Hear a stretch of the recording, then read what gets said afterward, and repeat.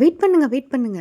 ஒரு டைம் இந்த மாரி பிரியாணி ட்ரை பண்ணீங்கன்னா, ஹோட்டல்ல போய் சாப்பிடவே மாட்டீங்க. எப்படி செய்யுதுன்னு பார்த்துடலாமா?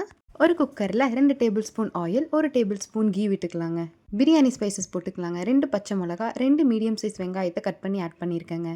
2 டேபிள் ஸ்பூன் இஞ்சி பூண்டு, 1 ஸ்பூன் உப்பு போட்டுக்கலாங்க. ஒரு மிக்ஸி ஜாரில் கொஞ்சம் புதினா, கொஞ்சம் கொத்தமல்லி, ஒரு பச்சை மிளகா, ஒரு பட்டை, ஒரு கிராம்பு, ஒரு ஏலக்காய், 4 சின்ன வெங்காயம் போட்டு அரைச்சி எடுத்துக்கலாங்க. நம்ம அரைச்சி வச்ச பேஸ்ட்டும் ஒரு தக்காளியும் ஆட் பண்ணி நல்லா வணங்கினது 1 ஸ்பூன் மிளகாய்த்தூள், 1 ஸ்பூன் மல்லித்தூள், 1/2 spoon garam masala, 1 spoon biryani masala add பண்ணி நல்லா மிக்ஸ் பண்ணிக்கலாங்க. நல்லா மிக்ஸ் ஆனதும் 1/2 கப் தயிர் எடுத்திருக்கேங்க. அதை போட்டு நல்லா மிக்ஸ் பண்ணிக்கலாங்க. இப்போ 1/2 கேஜி சிக்கனை வாஷ் பண்ணி ஆட் பண்ணிக்கலாங்க.